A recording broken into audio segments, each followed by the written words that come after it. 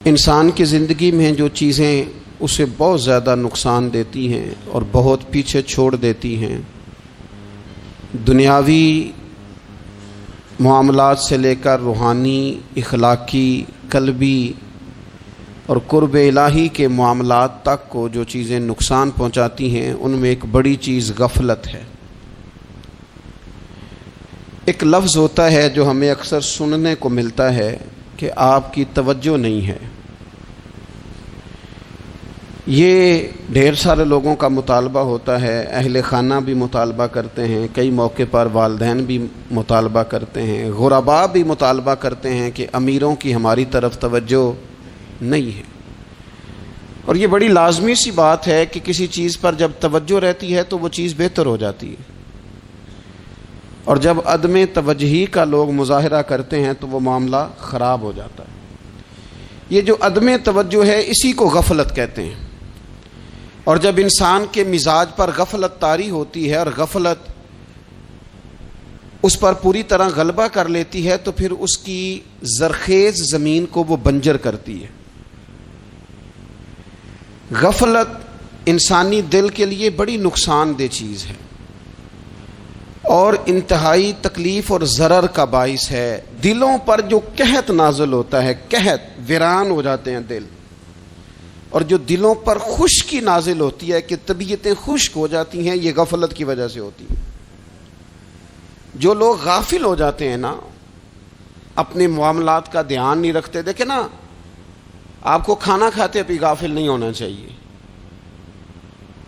اگر کھانا بھی غیر معتدل کھا لیا جائے تو وہ انسان کی طبیعت کے لیے باعث ضرر بن جاتا ہے، نقصان کا باعث بنتا ہے۔ بات کرتے ہوئے بھی غافل نہیں ہونا چاہیے، کئی دفعہ جملے ایسے نکل جاتے ہیں جو انسان کے لیے پھر شرمندگی کا باعث بنتے ہیں۔ انسان کو غافل ہو کر کوئی کام نہیں کرنا چاہیے، غافل ہو کر، مدہوش اور بے ہوش ہو کر نہیں۔ غفلت دل کو ویران کرتی ہے، طبیعت میں خشکی لاتی ہے۔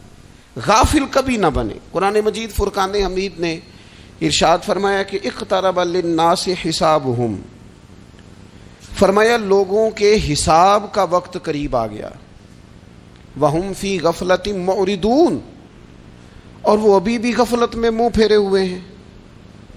ٹائم آ گیا حساب دینے کا، لیکن وہ ابھی بھی غافل ہیں۔ ہمارے جو زیادہ تر نقصان زندگی میں ہوئے ہیں وہ صرف ہماری غفلت کی وجہ سے ہوئے۔ ہم نے چیزوں پر توجہ نہیں دی، چیزیں گڑبڑ ہو گئیں۔ جس آدمی نے پھول لگائے ہوں، پھل لگائے ہوں، کھیتی لگائی ہو، وہ دانہ ڈال کے پانی دے کے فارغ نہیں ہو سکتا، اسے توجہ کرنی پڑتی ہے۔ اور کسی نے کہا تھا مالی جیندے ہون تو پھر بوٹے سوکھدے نہیں۔ اگر موجود ہونا ان کو سینچنے والا، رکھوالی کرنے والا، تو پھر ان کی جڑیں کبھی خشک نہیں ہوا کرتی۔ ہماری جو غفلتیں ہیں یہ بڑی ضرر کا باعث ہیں، نقصان کا باعث، اور مجبوری معاف ہوتی ہے، غفلت معاف نہیں ہوتی۔ اسکول میں پڑھتے تھے، مدرسے میں پڑھتے تھے، تو ایک مجبوری ہو گئی جی، خدا نہ خواستہ گھر میں کوئی پریشانی ہو گئی تو اساتذہ اس پر سزا نہیں دیتے۔ کوئی خوشی کا موقع ہے گھر میں، فیملی میں کسی کی شادی ہے، اساتذہ اس پر سزا نہیں دیتے۔ لیکن اگر کبھی پتہ چلتا تھا نا کہ یہ گھر سے تو آیا تھا لیکن مدرسے نہیں آیا، یہ اسکول نہیں آیا، رستے میں غافل ہو گیا، تو یہ بات خوفناک تھی۔ یہ قابل سزا جرم تھا کہ تو غافل ہو گیا اپنی پڑھائی سے، تو گھر سے آیا اور یہاں نہیں آیا۔ غفلت قابل سزا ہوتی ہے، مجبوری کی معافی ہوتی ہے۔ ہمارا آج کل جو مسئلہ ہے وہ غفلت کا ہے۔ ڈھیر سارے لوگ ہیں، سمجھدار بھی ہیں، سیانے بھی ہیں، معاملہ فہم بھی ہیں، باشعور بھی ہیں، تعلیم کی ڈگریاں بھی رکھتے ہیں، لیکن اگر ان کی زندگیوں کی تکلیفوں کو دیکھا جائے اور بے آباد روح کو دیکھا جائے اور سجدوں سے ان کی دوری کو دیکھا جائے تو ایک ہی بات سمجھ میں آتی ہے کہ پتہ سارا ہے لیکن لے ڈوبی ہے غفلت، توجہ نہیں کی۔ لائق بچہ بھی نالائق ترین زندگی گزارتا ہے، اس لیے کہ اس کے لائق ہونے کے ساتھ ساتھ اس کا توجہ کرنا بھی تو ضروری ہے نا۔ نرے لائق کا کیا فائدہ اگر وہ محنتی نہیں، اگر وہ توجہ ہی نہیں کرتا، اپنا سبق دھیان سے سنتا پڑھتا ہی نہیں، تو بھی جتنا مرضی لائق ہو پیچھے رہ جائے گا۔ اور کئی نالائق ہوتے ہیں، رٹا لگا کے پاس ہوتے ہیں، پر چلو رٹا تو لگاتے ہیں نا، محنت تو کرتے ہیں نا، جد و جہد تو کرتے ہیں۔ کئی نالائق جد و جہد کے باعث آگے گزر جاتے ہیں، اور کوئی اسی چکر میں رہ جاتے ہیں، میں بڑا لائق ہوں، کل پڑھ لوں گا، پرسوں پڑھ لوں گا، ہفتہ تیاری کر کے پاس ہو جاؤں گا۔ اپنی زندگی سے غفلت کا پردہ اٹھائیں، اور غفلت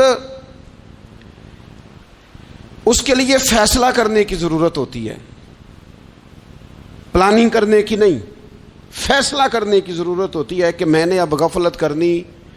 ہم نہ جب بھی کوئی پروگرام بناتے ہیں تو منصوبہ بندی شروع کر دیں، منصوبہ بندی نہ کریں، فیصلہ کریں، کہیں کہ میں نے غافل نہیں ہونا۔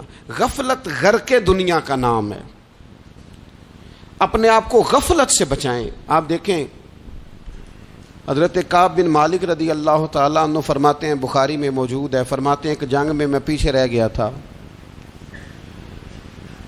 میرا خیال تھا کل چلا جاؤں گا، گھوڑے اور سواریاں میرے پاس تیز ہیں، مضبوط ہیں، پرسوں چلا جاؤں گا، تیزی سے بھاگ کے میں پہنچ جاؤں گا، میں قافلے کے ساتھ شامل ہو جاؤں گا، لیکن بس تھوڑی سستی ہو گئی، ذرا غفلت ہو گئی۔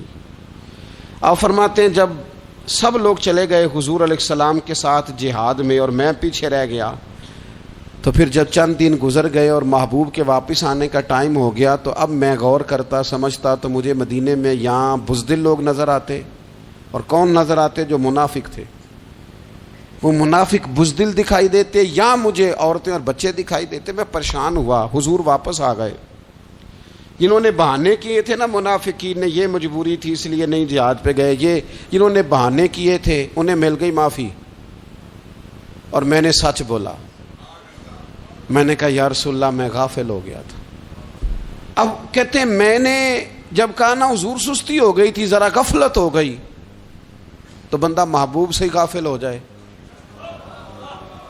بندہ وہیں سے غافل ہو جائے۔ جو دم غافل سو دم کافر، سانو مرشد اے ہو پڑھایا۔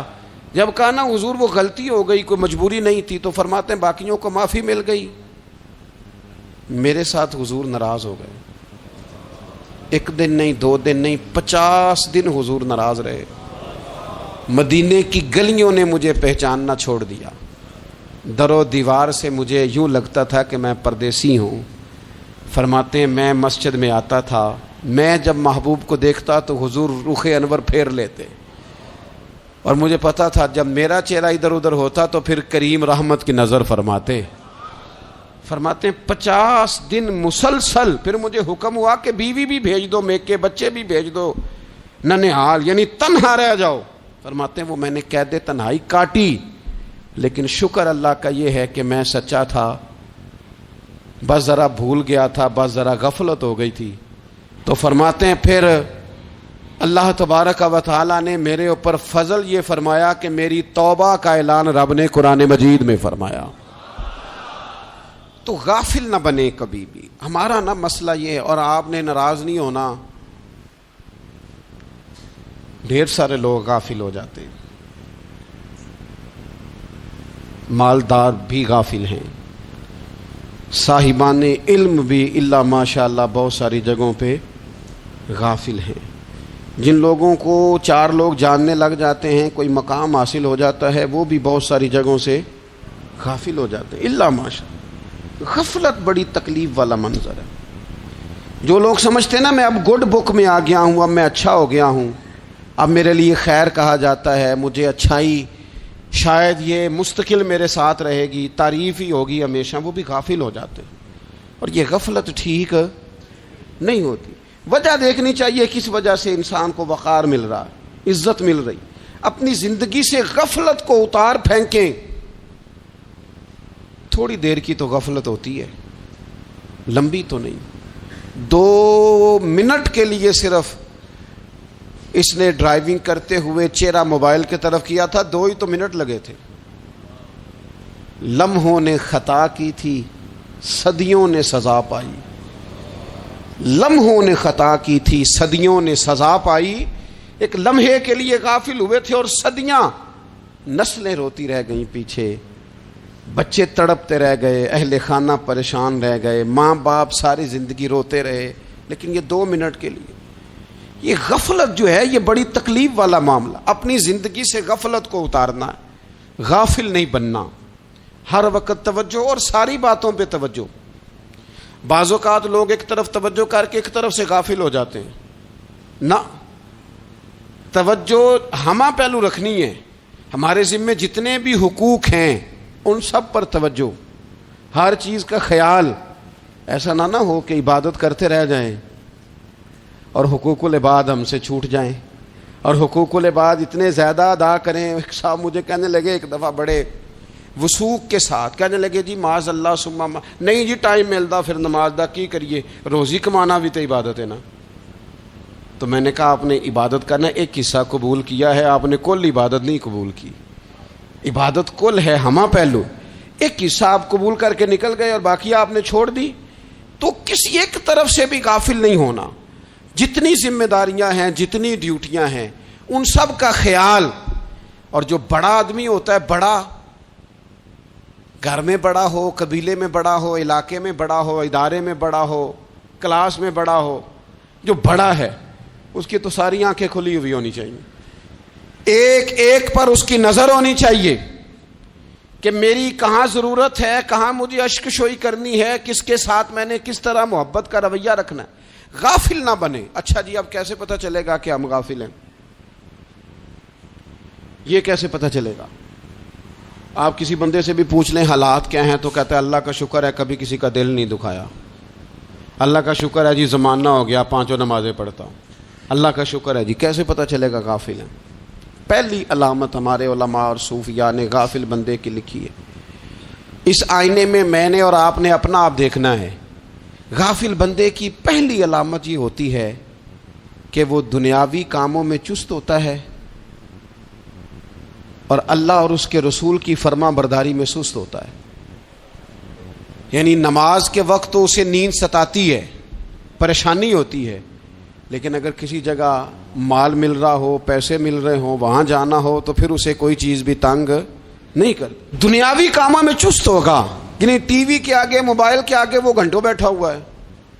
اور اگر اسے 25 منٹ قرآن پاک سننا پڑ جائے، اگر اسے 20 منٹ دینی محفل میں بیٹھنا پڑ جائے، اگر اسے کہا جائے کہ تو 20 رکعت نماز نفل ادا کر، دنیاوی کاموں میں چست ہے، دینی کاموں میں. یہ غفلت کی پہلی علامت. پھر ذاتی معاملات پہ پیسہ خرچ کرنا ہو تو ڈھیر سارا ہے، کسی غریب کی مدد کرنی ہو تو. وہ ہمارے ایک دوست ہیں، وہ اکثر کہا کرتے ہیں، وہ کہتے ہیں آج کل کسی سے کہنا فلائی کام میں، دینی کام میں، کسی کی مدد میں کچھ 4 پیسے خرچ کرنے ہیں تو لوگ کہتے ہیں ہاتھ تنگ ہے. ہاں کوئی سستا پلاٹ ملتا ہو نا، اور اگر یہ سمجھ آ جائے کہ وہ مجبور ہے بیچارہ بیچنے والا، تو پھر کہتے ہیں میں 2-3 دوستوں کو پھاڑ لے سن. ذاتی کاموں میں جب بندہ چست ہو اور دینی کاموں میں سست ہو تو مطلب یہ ہے کہ بندہ غافل ہے. پہلی علامت غفلت کی. اور غفلت کی دوسری نشانی یہ ہے کہ انسان گناہ کے کاموں کو معمولی سمجھنے لگ جاتا ہے. یہ غافل بندے کی نشانی ہے. گناہ کو معمولی سمجھتا ہے، چھوٹا سمجھتا ہے. آج کل لوگ کہتے نہیں میں کو اکیلا کر رہا ہوں، ساری دنیا ہی کرتی ہے. اور جناب کیا ہو گیا اگر یہ غلطی ہو گئی تو بندے سے ہو ہی جاتا ہے. گناہ کو معمولی سمجھنا، چھوٹا سمجھنا اور کہنا پھر کیا ہو گیا ہے، انسان سے غلطی ہو جاتی ہے. آپ دیکھ لیں کہ سینکڑوں بیسیوں گناہوں کا بوجھ ہمارے سروں پہ ہوتا ہے، لیکن کوئی ہمارا دبدبہ ہے، کوئی ہماری گفتگو ہے، کوئی ہمارے جملوں میں خود پسندی ہے، کوئی ریاکاری ہے، کوئی تصنع ہے. یہ غافل بندے کی علامت ہے. نبی اکرم صلی اللہ تعالی علیہ وآلہ وسلم نے فرمایا مومن اپنے گناہوں کو پہاڑ کی طرح سمجھتا ہے. یہ بخاری میں حدیث ہے. مومن پہاڑ کی طرح جانتا ہے اور وہ ڈرتا ہے کہ کہیں وہ پہاڑ اس کے اوپر گر نہ جائے، یعنی کہیں مجھے میرے گناہ کی سزا نہ مل جائے. چھوٹے گناہ کو بھی پہاڑ جانتا ہے، یار مجھ سے غلطی ہو گئی، مجھے ٹھیک کر لینی چاہیے، مجھے معافی لے لینی چاہیے، مجھے توبہ کر لینی چاہیے. مومن اپنے اوپر گناہ کو پہاڑ کی جانب سمجھتا ہے. اور حضور علیہ الصلوۃ والسلام فرماتے ہیں کہ یہ جو فاسق اور فاجر ہوتا ہے نا، اللہ کا نافرمان، یہ گناہ کو مکھی کی طرح سمجھتا ہے. یہ سمجھتا ہے میں نے اشارہ کرنا ہے مکھی نے اڑ جانا ہے. مومن کی علامت یہ ہے کہ وہ پہاڑ جانتا ہے اگر غلطی ہو جائے تو پہاڑ. امام اعظم ابو حنیفہ رحمۃ اللہ علیہ گزر رہے تھے تو بارش ہو گئی تھی اور کوفہ میں کیچڑ تھا, تو آپ نے جو جوتے پہنے ہوئے تھے ان جوتوں سے چلتے ہوئے نا آپ کے پاؤں سے کچھ مٹی اڑی, تو سامنے ایک یہودی تھا, اب اس زمانے میں دیواریں کچی ہوتی تھیں, اس کے دیوار پر جا کے وہ مٹی جو تھی وہ لگ گئی. اب امام صاحب بڑے پریشان ہوئے کہ میں نے اس کی دیوار کو آلودہ کر دیا. یہاں تو لوگ اپنی اینٹیں رکھتے رکھتے کئیوں کی دیواریں توڑ ہی دیتے ہیں, اور پھر وہ اس پر ماننے کو بھی تیار نہیں ہوتے, تسلیم کرنے کو بھی تیار نہیں ہوتے. وہ کہتے ہیں پھر کیا ہو گیا, اب ہمارا یہاں گھر ہے تو ہم نے ٹرالی منگوانی نہیں تھی, ہمارا حق بنتا تھا. امام صاحب کے پیروں سے ذرا کیچڑ اڑا, یہودی کی دیوار پہ لگا, اس کی کچی دیوار تھی. امام صاحب پریشان ہو گئے, سوچنے لگے کہ اگر میں دیوار سے یہ کیچڑ اتارتا نہیں تو یہ بھی زیادتی ہے, میں نے اس کی دیوار کو گدلا کر دیا, اور اگر میں اتارتا ہوں تو کچھ مٹی اس کی دیوار کی بھی اتر جائے گی, کچی دیوار ہے, یہ بھی زیادتی ہے. مومن گناہ کو پہاڑ کی طرح سمجھتا ہے کہ کہیں گر نہ جائے, اس کی بھی کہیں سزا نہ مل جائے. امام صاحب نے اس کے دروازے پہ دستک دی, وہ باہر آیا تو اتفاق سے وہ آپ کا مقروض بھی تھا, اس نے پیسے دینے تھے. باہر نکلتے ہی کہنے لگا اوہ آپ تو قرض لینے آ گئے, میرے پاس تو ابھی گنجائش نہیں ادا کرنے کی. تو امام صاحب کہنے لگے تو قرض چھوڑ, وہ میں نے معاف کیا, میرے سے ایک غلطی ہو گئی ہے. میں آ رہا تھا, لکڑی کے جوتے اس زمانے میں کھڑاؤں لوگوں نے پہنے ہوتے تھے, کہا وہ میرے پیروں سے ذرا کیچڑ اڑا ہے, تیری دیوار پہ لگ گیا ہے. اب میں بڑی دیر سے کھڑا سوچ رہا ہوں کہ اگر میں تیری دیوار صاف نہ کروں تو میں نے یہ میلی کر دی, گدلی کر دی, یہ بھی بات درست نہیں ہے, زیادتی, اور اگر میں اسے صاف کرتا ہوں کچی دیوار سے کچھ مٹی اتر جائے گی تو یہ بھی زیادتی ہے. اب تو بتا میں کیا کروں. تو بے موسمہ پھل تھا نا یہ, تو بے موسمہ پھل دیکھ کے بندہ حیران ہو جاتا ہے. جو باتیں روٹین میں نہ ہو رہی ہوں وہ ذرا انوکھی لگتی ہے, بندہ حیران ہو گیا. غور سے امام صاحب کا چہرہ دیکھنے لگا, غور سے چہرہ دیکھنے لگا, اور پھر تھوڑی دیر سوچنے کے بعد کہنے لگا حضور پہلے میں نے دین اسلام کے بارے میں پڑھا اور سنا تھا, آج میں نے دین دیکھا ہے. پہلے میں نے سنا تھا کہ دین اسلام اس طرح کا ہے, آج میں نے دین. ہم نہ پوری دنیا کے کافروں کو دین سنانا چاہتے ہیں, دکھانا نہیں چاہتے. ہم نیک نظر آنا چاہتے ہیں, نیک بننا نہیں چاہتے. ہم نیک نظر آنا چاہتے. نتیجہ کیا نکلتا ہے کہ کچھ عرصے کے بعد پتہ چل جاتا ہے بندہ کس لیول کا نیک ہے, کیا معیار ہے اس کی نیکیوں کا. کہنے لگا حضور پہلے میں نے دین سنا تھا, آج دیکھا ہے. آپ وہ مٹی کی دیوار پر جو کیچڑ لگ گیا ہے, دیوار کو بعد میں صاف کیجئے گا, پہلے کلمہ پڑھائیں تاکہ میرے اندر کا کفر صاف ہو جائے, مجھے مسلمان کر دیں. تو غافل آدمی جو ہوتا ہے نا وہ پھر تیسری بات, جب بندہ بہت زیادہ غافل ہو جاتا ہے پھر اعلانیہ گناہ کرنے لگتا ہے. ایک گناہ پھر اس کا اظہار گناہ. ایک بندہ حدیث پاک میں آتا ہے, ایک بندہ رات کو کوئی غلطی کرتا ہے, اللہ تعالیٰ اس پہ پردہ ڈال دیتا ہے, لیکن وہ سویرے خود لوگوں کو بتاتا پھرتا ہے میں نے یہ کیا, میں نے یہ کیا. جب آپ اظہار گناہ کرتے ہیں نا تو سامنے والا بھی دلیر ہوتا ہے, کہتا ہے اس نے کیا میں کر لوں گا تو پھر کیا ہوا. ہمارے علماء نے لکھا ہے کسی کی نماز قضا ہو جائے تو کسی کو بتائے نہ, قضا پڑھ ڈالے, اس کا جگہ جگہ ذکر نہ کرے. جب آپ کہیں گے نا میری قضا ہو گئی تو آپ کے ساتھ رہنے والا بچہ دوست سمجھے گا یار اس کی قضا ہو گئی یا تو میری بھی ہو جائے گی تو کیا ہوا. گناہ کرنا بھی گناہ ہے اور گناہ کا اظہار بھی گناہ ہے. نبی اکرم صلی اللہ تعالی علیہ وآلہ وسلم نے ارشاد فرمایا میری ساری امت کو معافی مل جائے گی سوائے ان لوگوں کے جو اعلانیہ گناہ کرتے ہیں. یہ بخاری مسلم دونوں میں حدیث موجود ہے. جو اعلانیہ گناہ, جنہوں نے خود ساری دنیا کو گواہ بنا لیا, میں نے یہ بھی جرم کیا, یہ بھی کیا, یہ بھی کیا, یہ بھی کیا, خود انہوں نے لوگوں کے. بہت بڑے غافل آدمی کی علامت ہے کہ گناہ کرے اور پھر اوپر سے اعلانیہ گناہ کرے, اتنا بڑا جرم کرے. پھر چوتھی علامت اگر ہم دیکھنا چاہیں کہ ہم غافل تو نہیں. تو غافل بندے کی چوتھی علامت یہ ہوتی ہے کہ وہ فضول کاموں میں وقت بڑا ضائع کرتا ہے.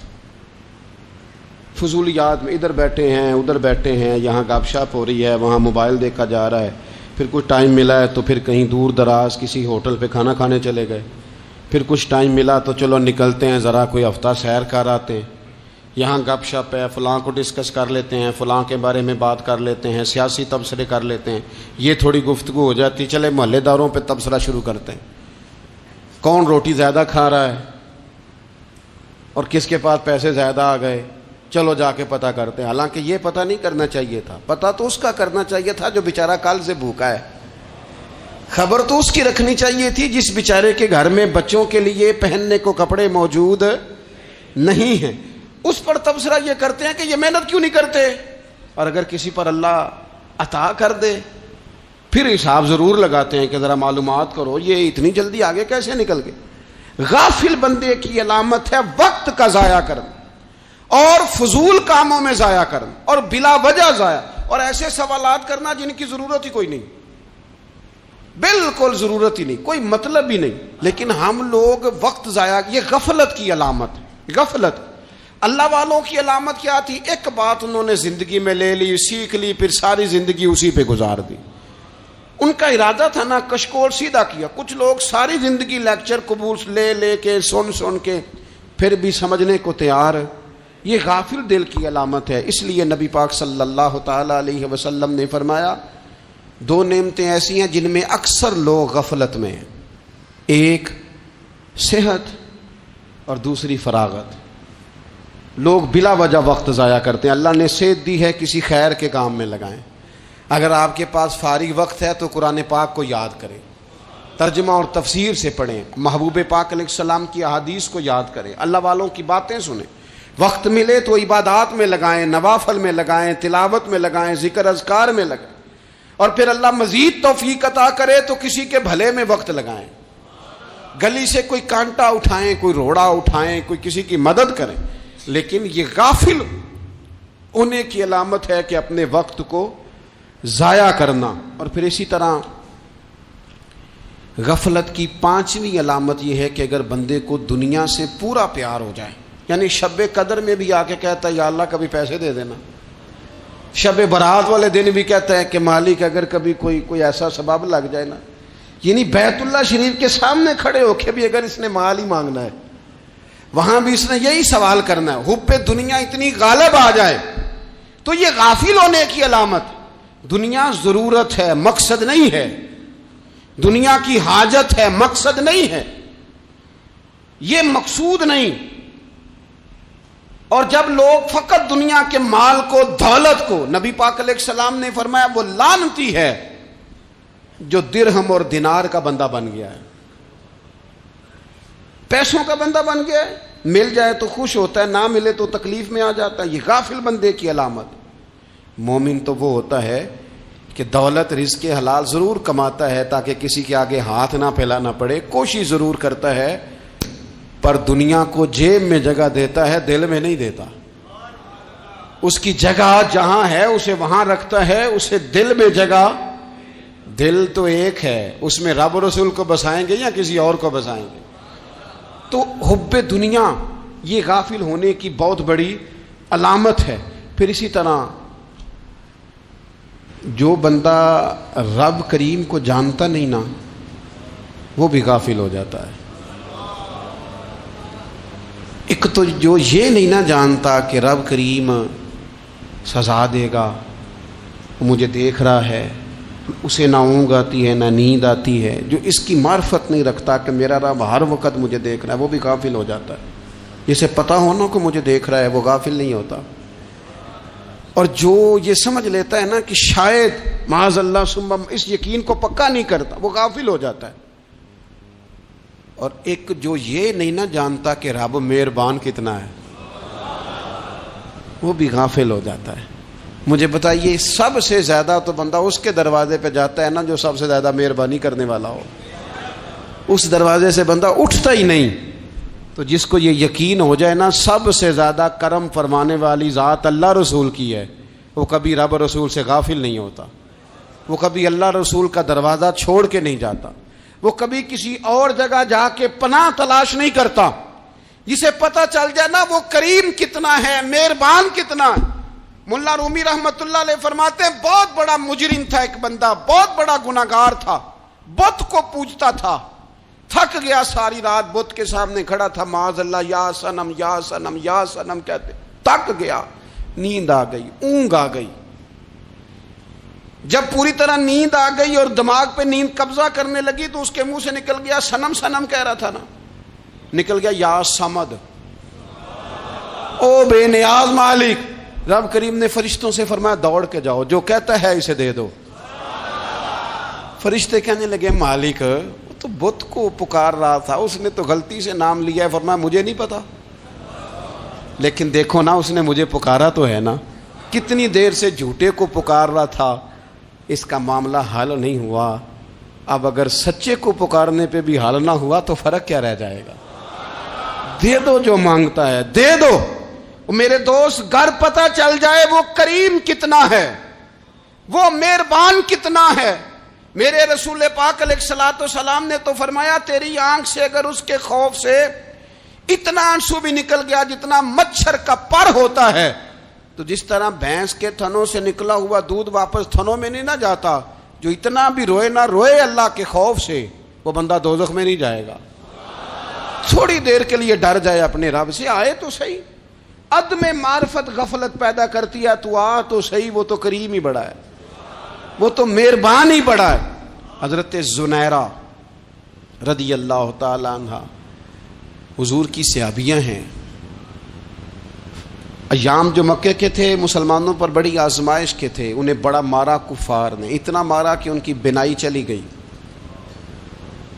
نظر آنا بند ہو گیا۔ کافروں کی عورتوں نے تانا دیا کہ تو نے ہمارے بت چھوڑے ہیں نا، تو دیکھنا تیری بینائی چلی گئی۔ تو جناب زنیرہ اللہ پہ بھروسہ، توکل، معرفت الہی کا جذبہ، اٹھ کے کھڑی ہو کہنے لگی چپ کرو، تمہارے جھوٹے بت کیا کر سکتے ہیں، میرا رب چاہے تو صبح جب میں اٹھوں تو میری آنکھیں روشن ہو، اگر کریم کرم کر دے۔ لوگ کہتے ہیں واقعی ایسا ہوا، جب وہ سویرے اٹھی تو اللہ نے ان کی روشنی واپس کر دی تھی۔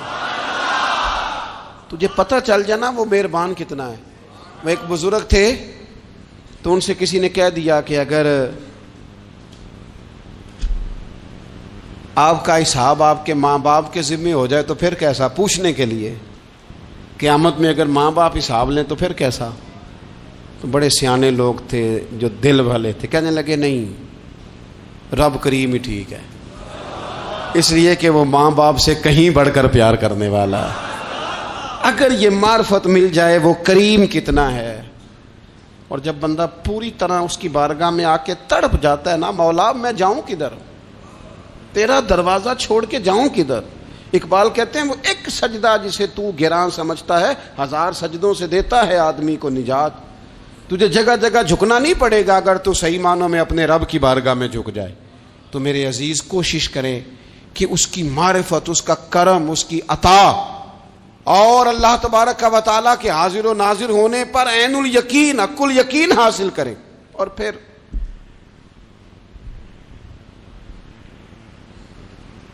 آٹھویں بات یہ ہے کہ غافل لوگوں کی صحبت بھی بندے کو غافل کر دیتی ہے۔ غافلوں کی صحبت میں نہ بیٹھیں،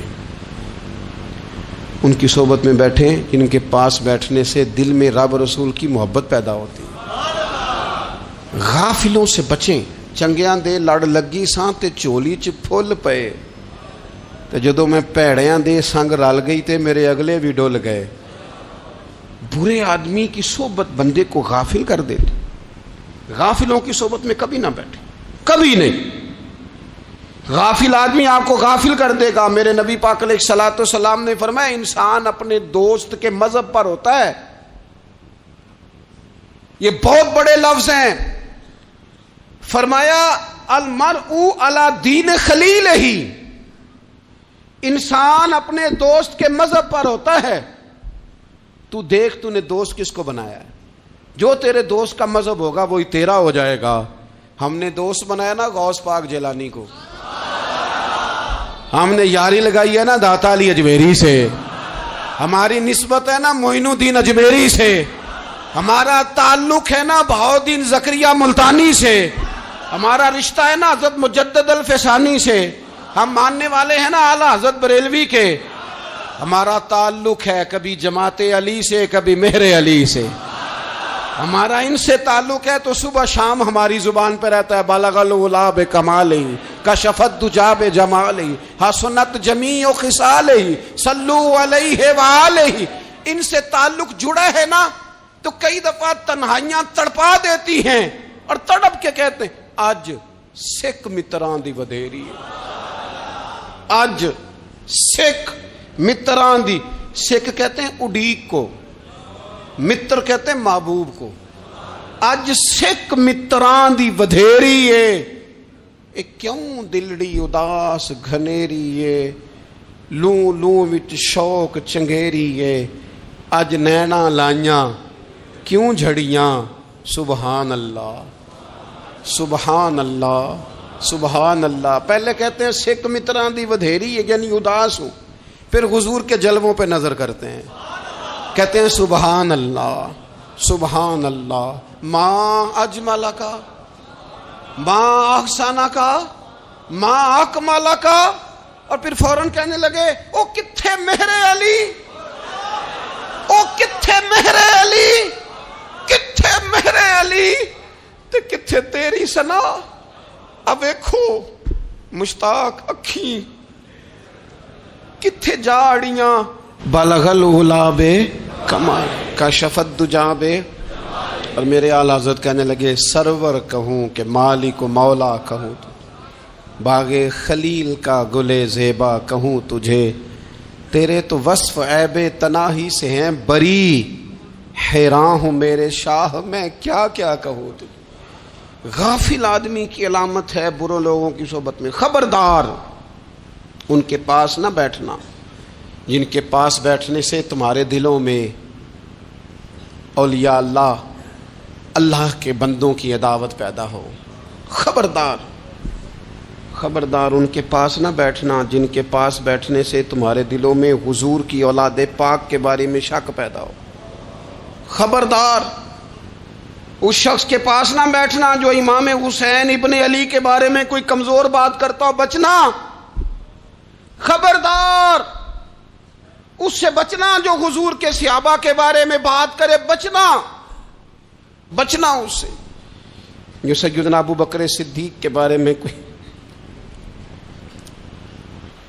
دیکھو کیا مقدر ہیں صدیق و فاروق کے، جن کے گھر ہی رحمتوں کے خزینے میں، بھلا کیا کہا نبی پاک، حضور نے فرمایا میرے اوپر جس نے نیکی کی تھی بدلہ دے دیا ہے، یہ جو میرے ابو بکر صدیق ہے نا،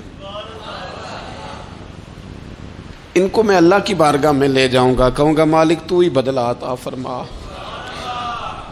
ایک ہاتھ میں جناب صدیق کا ہاتھ پکڑا، ایک میں حضرت عمر کا ہاتھ پکڑا، اور حضور مسجد نبوی سے باہر آ رہے ہیں، دیکھنے والے کی زبان سے بے ساختہ سبحان اللہ نکل گیا، کیا شان ہے کیا مقدر ہے۔ تو حضور علیہ السلام رک گئے اور روک کے فرمایا تو حیران ہو رہا ہے نا، تو حیران ہو رہا ہے نا کہ میں نے ایک ہاتھ میں ابو بکر کو پکڑا ہے، ایک میں عمر کو پکڑا ہے، فرمایا قیامت میں جب میری قبر کھلے گی تو میں اسی طرح قبر سے نکلوں گا، اس طرح میدان محشر میں میں آؤں گا۔ خبردار حضور کے وفاداروں کے وفادار رہنا، ان کے وفادار رہنا، ان کے وفادار رہنا۔ بڑا عجیب دور آیا ہے، ہم نے یہ دور دیکھا ہے کہ لوگ حضور کے صحابہ کے بارے میں بھی بات کریں گے، اب نبی پاک کی اولاد پاک کے بارے کو بھی ڈسکس کیا جائے گا۔ اپنا منہ تو دیکھ، اپنی حیثیت دیکھ، اور پھر وہ بندے دیکھ جن کو اللہ نے چن کے اپنے محبوب کی غلامی کے لیے حضور کے قریب بٹھایا ہے۔ تو بچنا ایسے لوگوں سے، پرہیز کرنا، خبردار عقیدہ ستھرا رکھنا، عقیدہ ستھرا رکھنا، صاف رہنا، پاکیزہ رہنا، غافلوں کی صحبت سے بچنا۔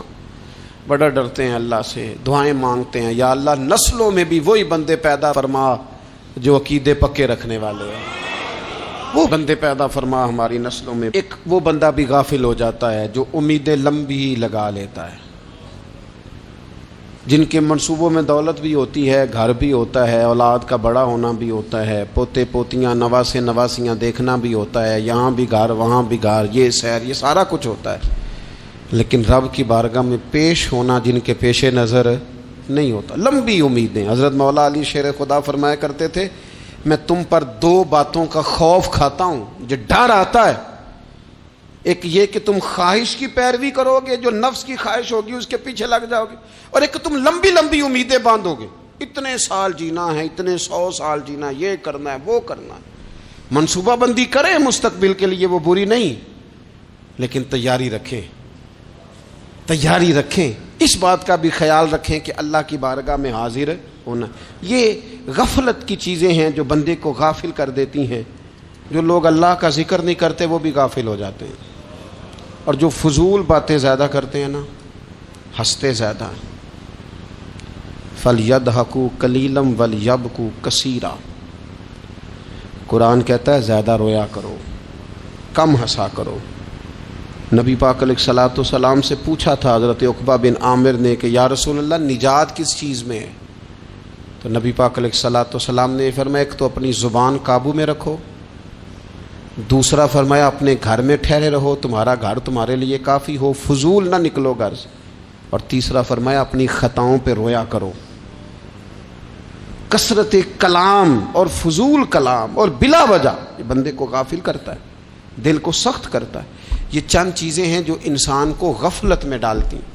اپنے آپ کو ان چیزوں سے بچائیں اور غفلت کو توڑیں۔ آپ کے ذمے، میرے ذمے جو حقوق و العباد ہیں ان کا پتہ کریں، جو اللہ رسول کے حقوق ہیں ان کی خبر دیکھیں، ہماری جو ذمہ داریاں ہیں ہم کس طرح انجام دے رہے ہیں اس پر توجہ کریں، اپنے معاملات کو ٹھیک کریں۔ ہم انسان ہیں، کوتاہیاں تو رہ جائیں گی، لیکن جب کوشش کریں گے تو پھر رب تعالیٰ مدد بھی فرمائے گا۔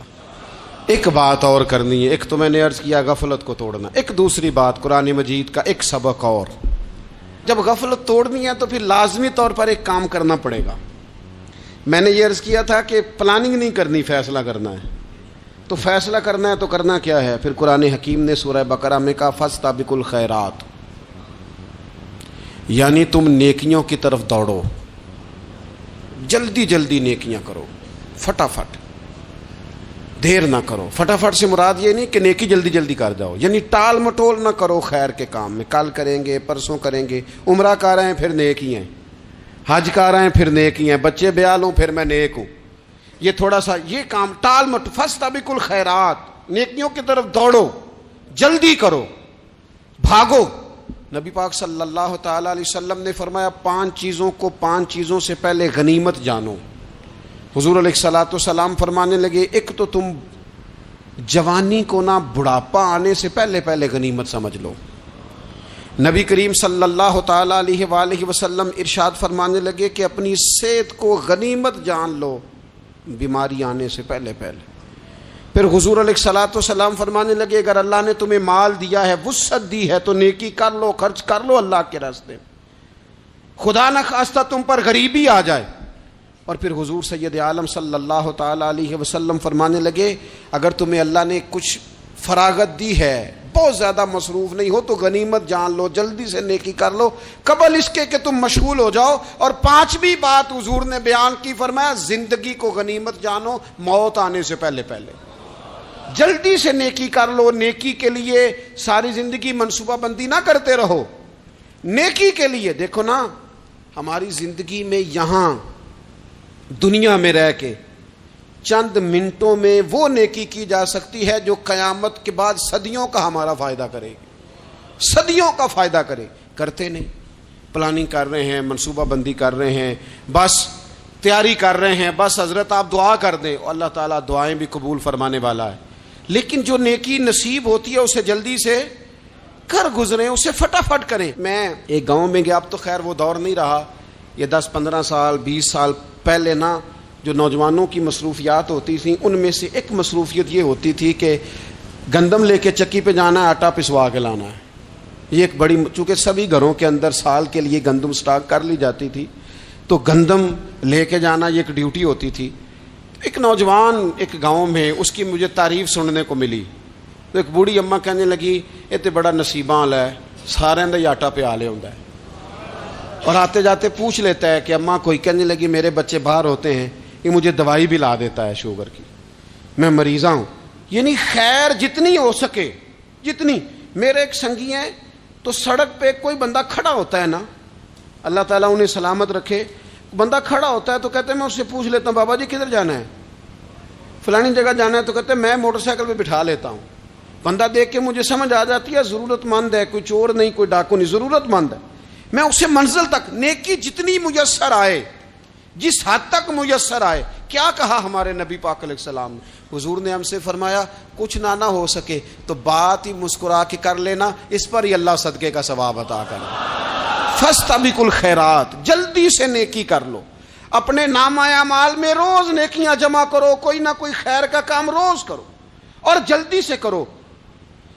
صحیح مسلم میں حدیث ہے، نبی پاک صلی اللہ تعالی علیہ وسلم فرمانے لگے جلدی جلدی نیکی کے کام کر لو ان فتنوں سے پہلے جو اندھیری رات کے حصوں کی طرح فتنے ہوں گے.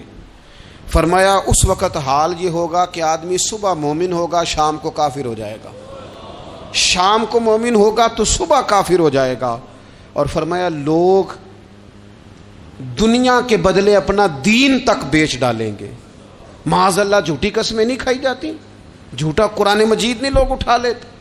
لوگ دنیا کے لیے دین بیچ ڈالیں گے. اس سے پہلے جب فتنے اتنے زیادہ ہو جائیں اس سے پہلے نیکی کر لو، کوئی خیر کا کام کر لو، جلدی سے کچھ ایسا کر لو.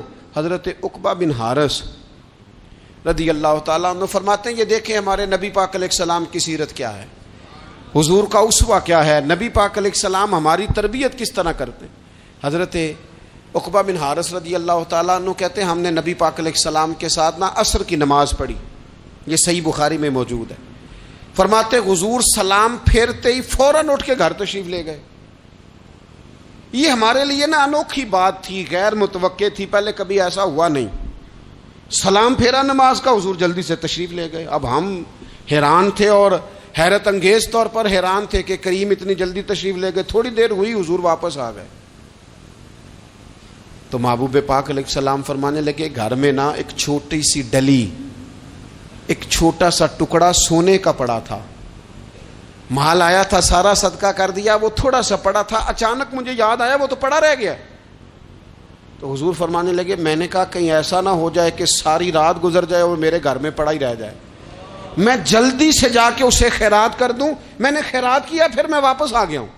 جلدی سے نیکی، جلدی سے نیکی کر لی جائے. ہم بڑا انتظار کر رہے ہیں، بڑا لمبا ہمارا پروگرام ہے، ہمارے پاس ٹائم ہی بڑا ہے، کسی نے کان میں کہہ دیا ہے تیرے پاس بڑا وقت ہے، ابھی تو بڑی عمر پڑی ہے، ابھی تو جناب اور میرے بھائی یہ لوگوں کے کہنے کی باتیں ہیں. پھر پتہ ہی نہیں چلتا حالات کس طرح کے ہو جاتے ہیں اور کیا معاملات انسان کے ساتھ درپیش ہوتے ہیں. جتنی خیر میسر آئے، جتنا بھلا میسر آئے، جتنی انسان کو توفیق ملے. میں نے بزرگوں کو دیکھا، اپنے اصحاب کو،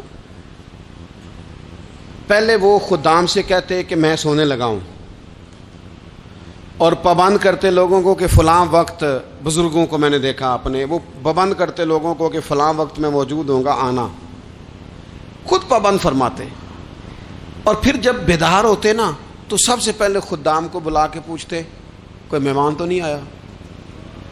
وہ جناب آپ نے خود ہی تو پابند فرمایا فلاں دن آنا. کہنے لگے چل یار اگر کوئی آیا تو مجھے ملا لو، میری ملاقات کرا لو. کیوں؟ اس لیے کہ دور سے آیا ہے، مجھ سے ملنے آیا ہے، کوئی خیر کی بات سیکھنے آیا. چلو میرے نامہ اعمال میں کو نیکی جائے گی.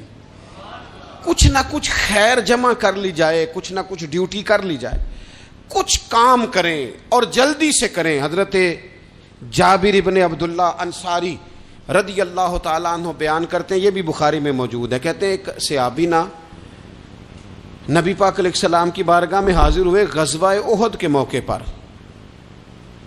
اور حال ان کا یہ تھا کہ وہ کھجور کھا رہے تھے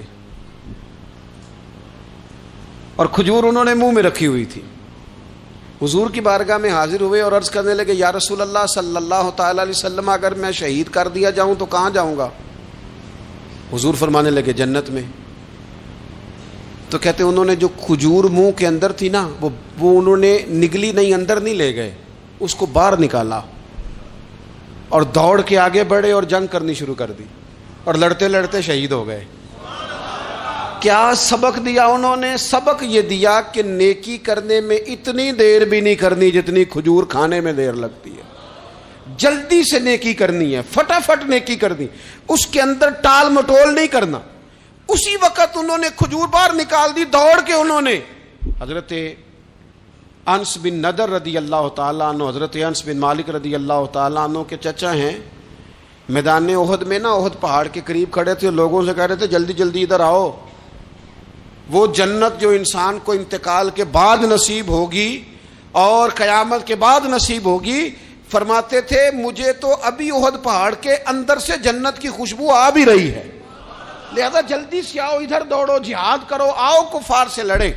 تو نیکی میں دیر نہیں کرنی، جو نیکی میسر آتی ہے، جس کو میسر، ماں باپ میسر ہیں تو خدمت کر لیں، اہل خانہ ہیں تو حسن سلوک کر لیں، اللہ نے اولاد دی ہے تو اچھی تربیت کر لیں، دوست ہیں تو خیر خواہی کر لیں، اگر آپ کو اللہ رمضان عطا کرتا ہے تو زیادہ سے زیادہ اس کی عبادت کر لیں، اگر نظر ٹھیک ہے تو تلاوت زیادہ سے زیادہ کر لیں، زبان چلتی ہے تو رج رج کے مدینے والے محبوب پہ درود و سلام پڑھ لیں، اللہ تعالیٰ کا ذکر کر لیں، جلدی سے خیر جمع کریں، اپنے وقت کو ضائع نہ کریں۔ یہ آج کا سبق ہے کہ ایک تو ہم نے فیصلہ کرنا ہے کہ بس غفلت نہیں، اب غفلت، اب انشاءاللہ اللہ اللہ کرنی ہے، اب کوئی خیر کا کام کرنا ہے۔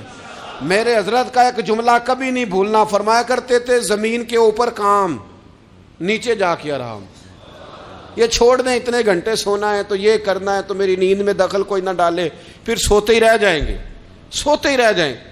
زمین کے اوپر کام اور نیچے جا کے جاگنا ہے، جاگ لے افلاک کے سائے تلے، پھر حشر تک سوتا رہے گا خاک کے سائے تلے۔ اب جاگ لے افلاک کے سائے کے نیچے، جاگ، کھول آنکھیں، ہر وقت کا سونا، ہر وقت سونا، ہر وقت جو اپنے آرام کی فکر کرنا، اس سے نکل آئیں اور اچھا کھانا اور اچھا پہننا اور بس اپنی مرضی کی زندگی من چاہی جینا، اس سے باہر آئیں، فیصلہ کریں، فیصلہ کہ اب غفلت نہیں کرنی، اگر اللہ نے کوئی صلاحیت دی ہے تو اسے دین کے کام پہ لگانا ہے، کوئی ڈیوٹی کرنی ہے، کوئی خدمت کرنی ہے۔ دیکھو خدمتیں ہو رہی ہیں، صدیق اکبر مال دے رہے ہیں، عثمان غنی مال دے رہے ہیں، مولا علی نے تلوار پکڑی ہے، میدان میں جا رہے ہیں، فاروق اعظم گلی گلی نگر نگر رسول اللہ کے دین کی پہرے داری کر رہے ہیں، حضرت جناب سیدنا سلمان فارسی ابو ذر غفاری حضور کی مسجد میں جھاڑو دے رہے ہیں، اور بلال حبشی وہ نبی پاک کی مسجد میں اذان پڑھتے رب نے اتنا عروج فرمایا کہ کعبے کی چھت پہ کھڑے ہو کے بھی اذان پڑھنی شروع کی، انہوں نے اذان دے دی۔ تو کوئی کام کرنا ہے، غفلت کو توڑنا ہے اور نیکی کرنی ہے، ذرا جلدی جلدی خیر کا کام کرنا ہے، نہیں ایسے نہیں، فٹافٹ۔ کیسے جی؟ فٹافٹ۔ تو فٹافٹ کام کریں خیر کا، جلدی جلدی۔ تو یہ خیر کا کام فٹافٹ، جلدی جلدی اور بڑی جلدی اور دوڑ دھوپ کے، اور جب آپ کرتے جائیں گے نا تو پھر اللہ تعالیٰ مواقع بناتا جائے گا۔ آپ سے میری اپیل ہے، بالخصوص میرے ساتھ جو وابستہ سنگی ہیں، جو پیار کرنے والے ہیں، دو باتیں آج آپ نے لے کے جانی ہیں گھر۔ یہی لنگر ہے، یہی آپ کے لیے دعا ہے، یہی ہمارے بزرگوں کا فیض ہے، یہی نصیحت ہے کہ آپ نے دو باتیں لے کے جانی ہیں۔ غفلت توڑ دینی ہے، فیصلہ کرنا ہے کہ آج کے بعد غافل نہیں ہونا، اور دوسری یہ بات لے کے جانی ہے کہ نیکی جلدی جلدی، فٹافٹ فیصلہ، فٹافٹ نیکی، ایک کر کے پھر انشاءاللہ دوسری کر کے پھر انشاءاللہ تیسری کر کے پھر انشاءاللہ چوتھی، یہ شروع کرنی ہے، اور آپ دیکھیں گے اللہ تعالیٰ مہربانی فرمائے گا، مدد کرے گا۔